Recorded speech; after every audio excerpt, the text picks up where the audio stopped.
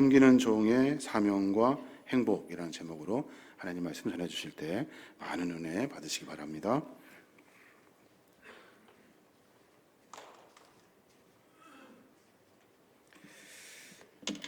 자, 기도하겠습니다. 하나님, 주의 성령님이 운행하시는 광주 계림교회 와서 당회 헌신 예배를 통하여 주의 말씀을 증언하게 하시니 감사합니다.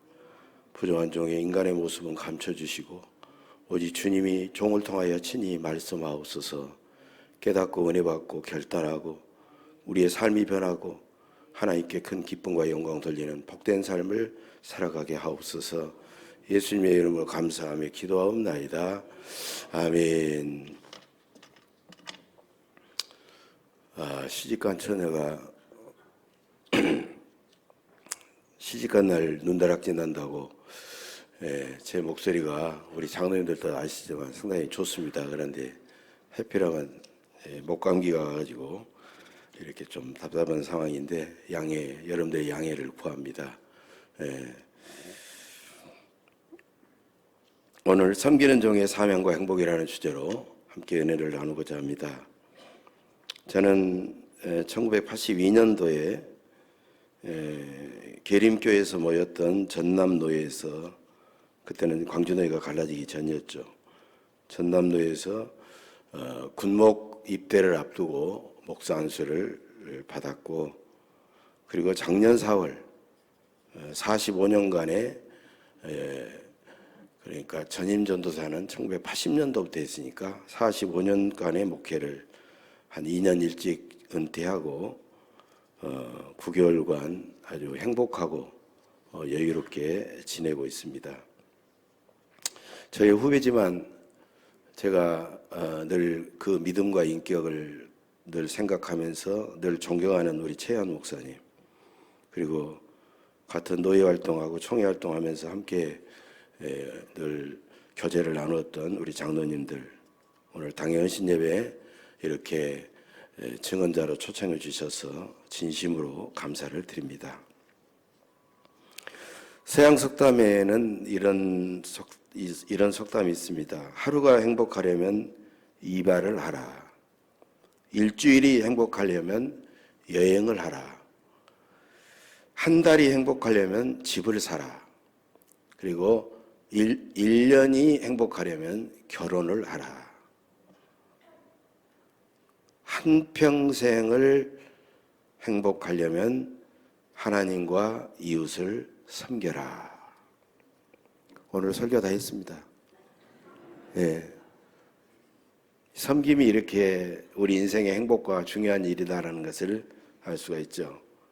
우리 인생의 참된 사명과 그 다음에 목적은 하나님과 이웃을 얼마나 잘 섬기느냐, 여기에 있는 것이지 얼마나 성공하고 얼마나 유명해지고 얼마나 부자 되고 얼마나 오래 살고 여기에 있지 않는다는 거예요. 이것은 우리를 창조하셨고 우리가 죄 지었을 때 우리를 구원하시기 위하여 십자가에서 희생하신 우리 주님의 귀한 뜻이라는 겁니다. 오늘 성경을 보면 예수님께서 고난과 죽음을 예고하시면서 예루살렘을 제자들과 함께 올라가는 와중에서 또 예수님의 제자들은 예수님이 이제 곧 왕이 되실 텐데 누가 더 높은 자리에 올라갈 것인가, 여기에만 정신이 팔려 있었다는 겁니다. 여러분, 얼마나 우리 주님의 마음이 찢어졌겠습니까? 그들은 예수님은 지금 죽으러 가는데 자리 다툼을 하고 있었다는 거예요. 그때 주님께서는 물리적인 힘으로 다른 사람을 지배하려고 하고 대접을 받으려고 하는 그런 이 세상의 가치관에 오염된 제자들에게 주신 말씀이 바로 26절부터 28절의 말씀입니다. 중요한지가 한번 다시 제가 봉독합니다. 너희 중에는 그렇지 않아야 하나니 너희 중에 누구든지 크고자 하는 자는 너희를 섬기는 자가 되고 너희 중에 누구든지 으뜸이 되고자 하는 자는 너희의 종이 되어야 하리라. 인자가 온 것은 섬김을 받으려 함이 아니라 도리어 섬기려 하고 자기 목숨을 많은 사람의 대속물로 주려 함이니라. 여러분, 이건 공감목음서에 이 세 말씀이 다 나와 있고요. 이거 너무나도 중요하니까 요한복음에도 나와 있어요. 요한복음에는요, 예수님이 직접 이 일에 대해서 모범을 보이죠. 섬기는 종이 되라는 말씀을 제자들의 발을 씻어주시면서 제자들에게 명령만 하시지 않고 친히 섬김의 본을 보여주시고 계셨다는 겁니다. 이 세상의 가치와 질서를 깨뜨리시고 모든 사람과 모든 피조물을 친히 섬기고 자기를 희생하여 모든 걸 주시기 위하여 이 땅에 몸을 입고 오신 하나님이 바로 성자 예수님이신 줄로 믿습니다. 우리는 그런 예수님의 제자입니다. 교회는 예수님의 말씀 위에 세워진 제자 공동체입니다. 교회 안에 모든 사람은 섬기는 사람입니다. 교회 안에는 섬김을 받는 사람이 따로 있고 섬기는 사람이 따로 있는 게 아니에요.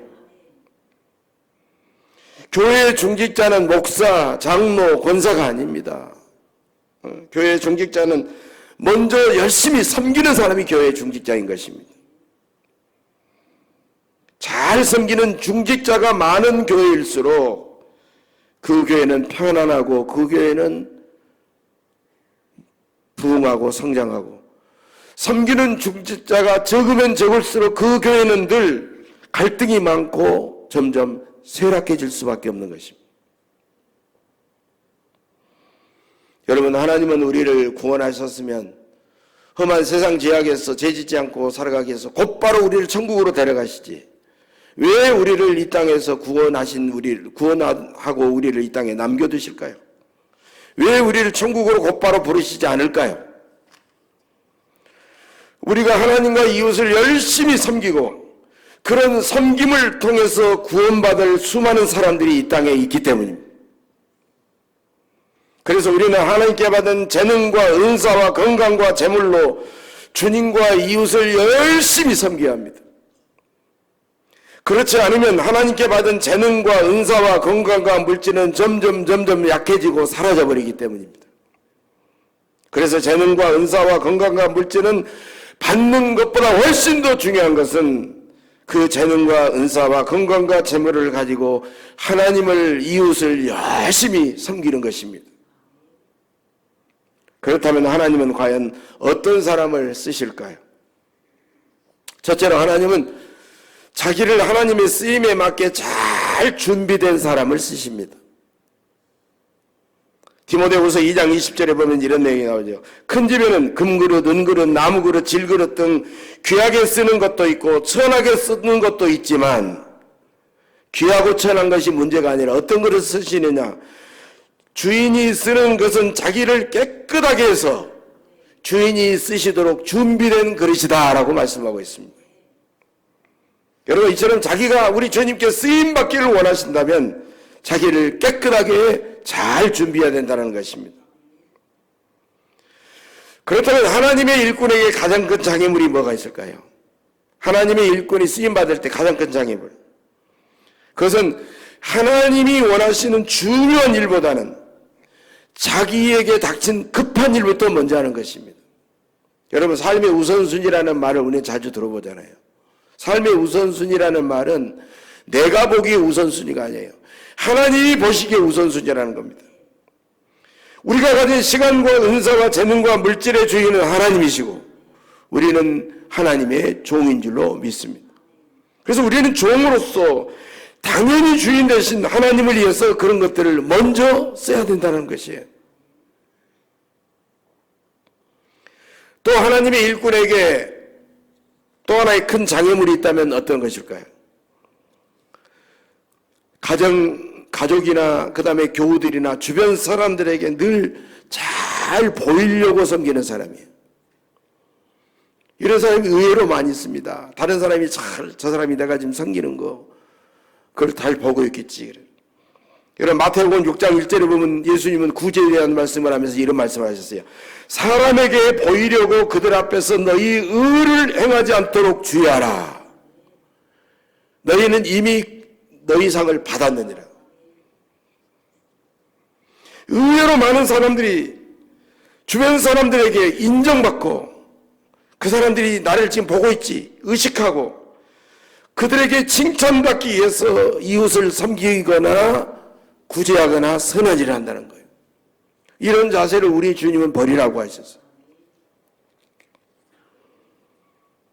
여러분, A.J. 크론이라는 소설가요 의사가 있습니다. 이분은 너무너무 감동적인 소설을 많이 썼어요.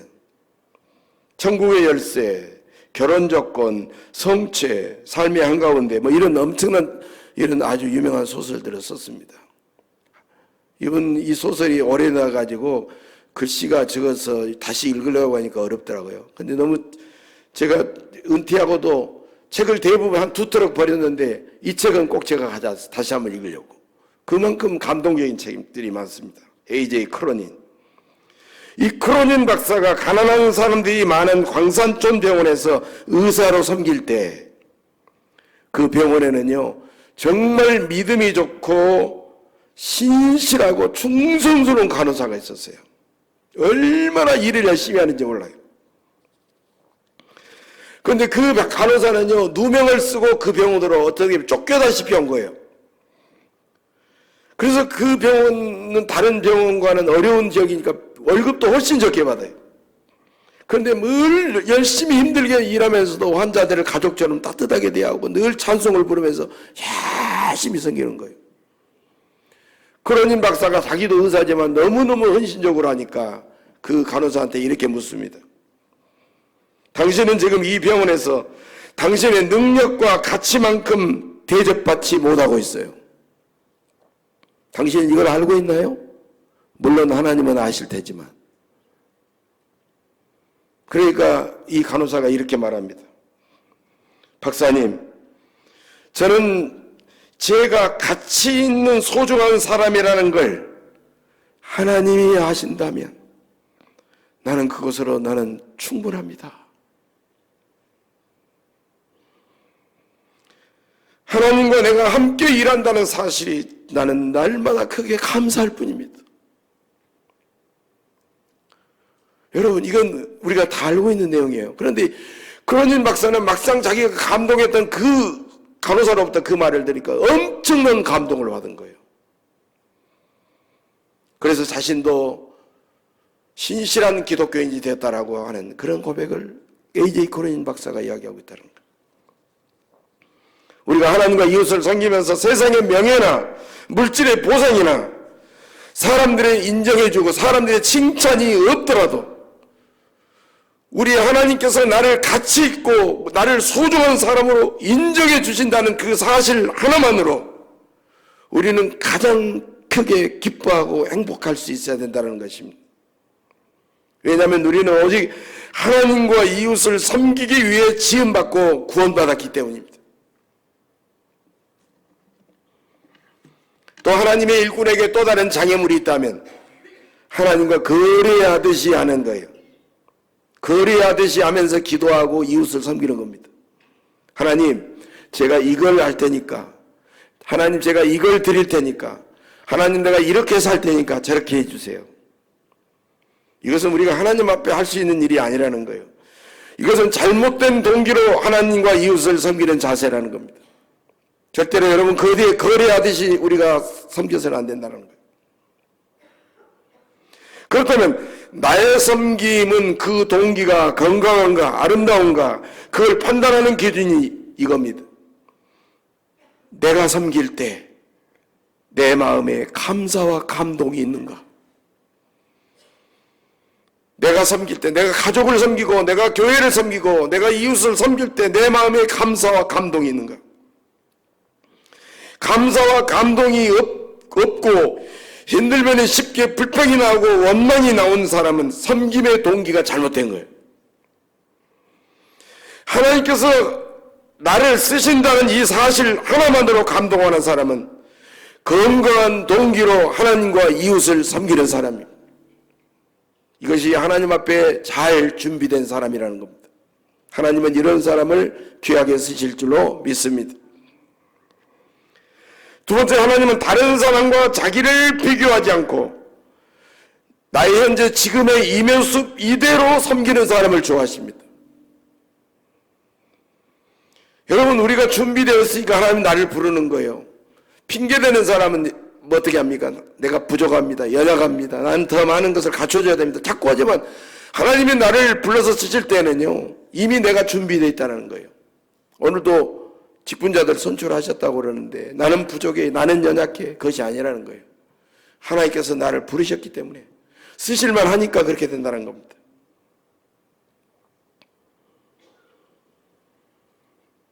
하나님은 우리를 기성복처럼 똑같이 만들지 않았습니다. 우리는 서로 다른 명품들이라는 겁니다. 여러분, 우리는 무엇이 서로 다를까요? 각자가 받은 은사가 다릅니다. 하나님께서 각자에게 주신 은사를 발견해야 됩니다. 은사가 다 달라요. 그리고 그 은사를 발견했으면 그 은사를 열심히 개발해야 됩니다. 열심히 개발해야 돼요. 그러면 개발한 은사를 가지고 드디어 하나님과 이웃을 위해서 잘 사용해야 됩니다. 그래서 은사를 발견하는 단계, 은사를 개발하는 단계, 그리고 마지막으로 은사를 잘 사용하는 세 가지 단계가 우리에게는 꼭 필요하다는 겁니다. 두 번째로는 각자의 생각과 열정이 다르다는 겁니다. 여러분, 지구상에는 80억 명이 넘는 사람들이 있는데 그 수많은 인류는요, 손금이 다 달라요. 이 눈 안에 들어있는 홍채가 다 달라요. 목소리도 달라요. 외모도 달라요. 그들의 생각도 달라요. 그들의 열정도 다 다르다는 겁니다. 그래서 우리는 자기가 좋아하는 일을 하면 칭찬과 보상이 없어도 우리는 열정적으로 모든 일을 할 수가 있다는 겁니다. 각자의 능력도 다릅니다. 우리는 서로 다른 능력을 하나님의 영광을 위해서 써야 됩니다. 하나님께서 내게 주신 능력은 나 혼자 잘 먹고 잘 살라고 주신 것이 아닙니다. 교회와 이웃을 잘 섬기라고 주신 능력인 줄로 믿습니다. 네 번째로, 각자의 성품과 기질도 다릅니다. 여러분, 성령 받은 사람은요, 기질이 다르기 때문에 그 성령을 표현하고 성령을 활용하는 방법이 전혀 다르다는 거예요. 여러분들 MBTI 받아보신 분 있으면 다 다르잖아요. 외향형 기질이 있는가 하면 내향형 기질이 있습니다. 일 중심의 기질이 있는가 하면 관계 중심의 기질이 있어요. 자기에 대한 기대치가 유난히 높은 기질이 있는가 하면 타인에 대한 기대치가 유난히 높은 기질이 또 있습니다. 그래서 우리는 나와 기질이 다른 사람을 깊이 이해하려고 노력해야 된다는 겁니다. 나는 이러는데 왜 저 사람이 저러지? 저럴 수밖에 없는 거예요. 다르니까. 저 사람이 나와 같기를 기대해서는 절대로 안 된다는 거예요. 그래서 지금의 이 모습 이대로 최선을 다해서 하나님을 섬기면 된다는 겁니다. 그래도 많은 사람들이 이왕에 하나님과 이웃을 섬긴다면 다른 사람이 우러러보는 좀 큰 일을 가지고 섬기고 싶다, 그렇게 말합니다. 하나님, 저는 하찮고 사소하고 째째한 일이 아니라 좀 큰 일을 가지고 하나님을 섬기고 싶다라고 생각합니다. 그러나 이것은 자기 욕심에, 하나님께는요, 큰 일과 작은 일은 구별하지 않아요. 절대로 하나님은 큰 일과 작은 일을 구별하지 않습니다. 여러분, 천국에서 누릴 영광과 상급은 이 일의 크기가 아니에요. 직분의 크기가 아니에요. 지금 맡은 그 일에 얼마나 잘 섬기고 충성을 다했느냐에 따라서 결정이 된다는 겁니다. 또 어떤 사람은 이렇게 말합니다. 하나님과 이웃을 내가 멋지게 섬기고 싶지만 하나님, 저는 수많은 사람 가운데 아무리 나를 봐도 저는 너무나도 연약하고 너무나도 저는 부족합니다.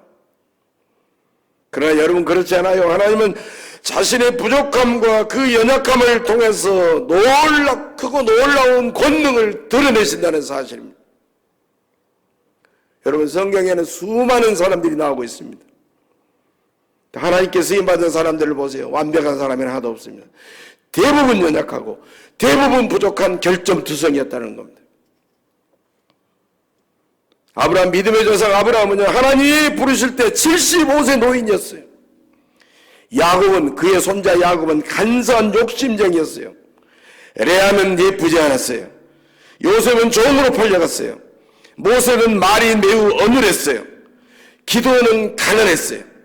삼손은 매일 여인은 사죽을 못 쓰는 그런 정욕적인 인간이었고, 기생 라합은 부도되겠고, 다윗은 간음과 살인죄를 범했고 엘리야는 자살을 생각했고 요나는 맞지 못해서 하는 사람이었고 나오미는 과부였고 세례요한은 괴팍한 성격의 사람이었고 베드로는 매우 다혈질이었고 마르다는 근심이 많았고 사마리아 저 여인은 결혼에 5번이나 실패했고 삭개오는 마을 주민들에게 왕따를 당했고 도마는 의심이 많았고 바울에게는 찌르는 가시가 있었고 그의 믿음의 아들 디모데는 매우 심약한 사람이었습니다. 주님은 약점과 단점을 가진 사람을 오히려 존귀하게 사용하십니다. 사도 바울도 그리스도의 능력이 내게 머물게 하려고 그리스도의 능력이 내게 머물게 하려고 나는 더 완전한 사람이 되지 않았어요. 내게 머물게 하려고 오히려 나의 약한 가시, 약한 것들을 자랑한다라고 말하면서 이는 내가 약한 그때의 강함이라고 고백하고 있습니다. 그 사람이 그 연약하고 부족한 상태로 충성하면 성령님은 연약한 그 사람을 도우셔서 위대한 권능을 드러내시는 줄로 믿습니다.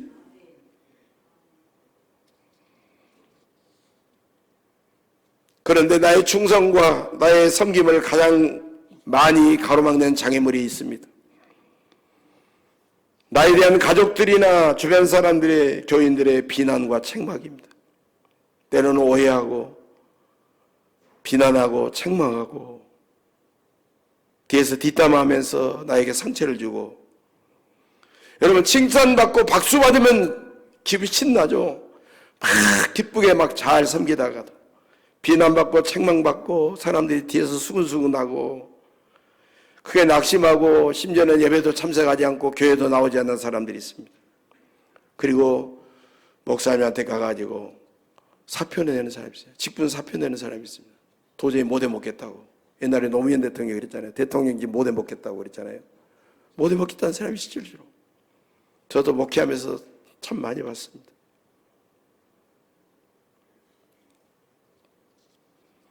저는 어떤 장로님에게 충격적인 이런 간증을 들은 적이 있습니다.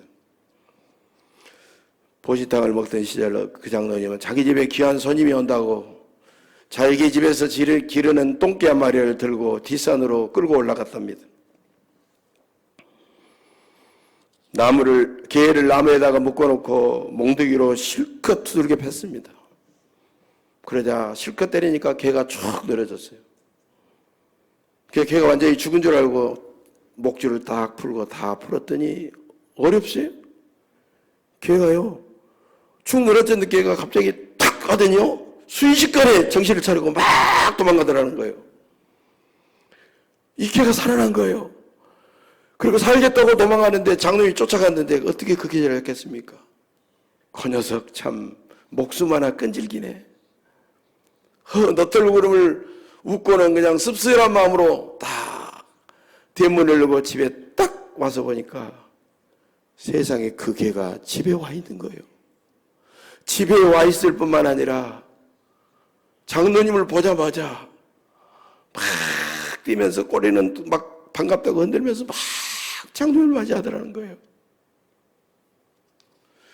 그 모습을 보고 그 장로님은 그 자리에 철푸덕 주저앉았습니다. 그리고 막 하나님 앞에 회개하면서 눈물을 쏟았어요. 아무리 힘들어도 하나님 앞에 충성하겠다고 다짐하지만 작은 고난이 몰려오고 작은 시험이 몰려오면 교회 나오니 안 나오니 예배 자리에 나오지도 않고 때로는 하나님을 믿니 안 믿느냐 하면서 하나님에게서 도망쳤던 자기를 돌아보면서 하나님 참으로 죄송합니다. 저는 저 개만도 못한 장로입니다. 그 자리에서 실컷 울면서 하나님 앞에 통곡했다는 거예요. 그렇게 자기에게 지금까지 자기에게 충성을 다했는데 그 주인이 잡아먹겠다고 두드려 팼는데도 멀리 도망가지 않냐고 그 집에 와서 반갑다고 꼬리를 흔드는 그 개를 보면서 충격을 받은 거예요. 어떻게 그 개를 잡아먹겠습니까? 아픈데 치료해주고 사랑하다가 죽으니까 묻어줬다는 거예요. 우리는 어떤 비난과 책망과 절망적인 환경을 이겨내고 기가 막힌 그런 어려운 꼴을 당한다고 할지라도 이겨내고 십자가를 지고 걸어가신 우리 주님만 바라보고 묵묵히 충성하시기를 간절히 바랍니다.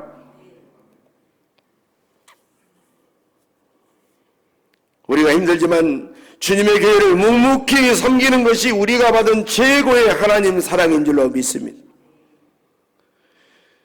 연약하고 가난한 이웃을 열심히 섬기는 것이 최고의 이웃 사랑입니다. 노약하고 볼품없는 부모님을 끝까지 묵묵히 섬기는 것이 최고의 효도입니다.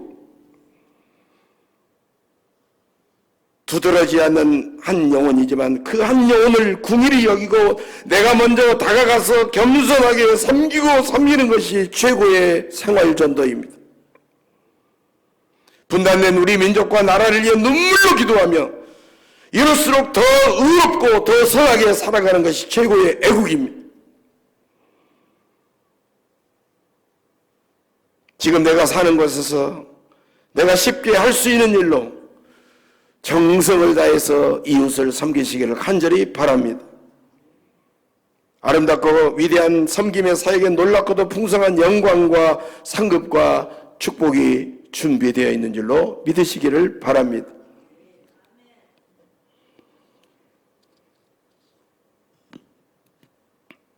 (16세기경) 영국 런던의 캔터베리 교회에 니콜라이 집사가 있었습니다. 니콜라이 집사는 17살 때부터 청년도 아니죠. 청소년이죠. 17살부터 교회를 섬기는 관리 집사가 되어서 그 캔터버리 교회를 자기 생명처럼 사랑하며 최선을 다해서 섬겼습니다. 그리고 니콜라이 집사가 하는 일은 항상 정확한 시간에 맞춰서 교회정을 쳤습니다.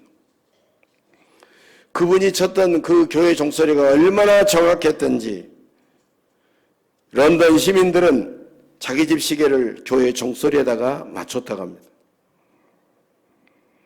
니콜라이 집사의 그 하나님을 섬기고 교회를 섬기는 그 신실한 모습에 깊은 영감과 그 감동적인 모습을 보면서 그의 두 아들은 신실하게 잘 자라나서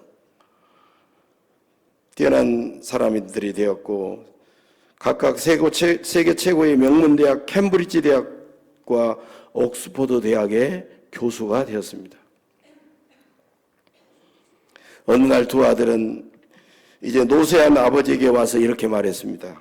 아버지, 이제 아버지도 할 만큼 했으니까 교회 관리 집사직을 이제 그만두세요. 소위 우리로 말하면 자기들 얼굴에도 좀 체면상으로도 문제가 있지 않겠습니까? 그 교회 관리 집사 이렇게 계속 한다고 그러니까 그 연세 드신 분.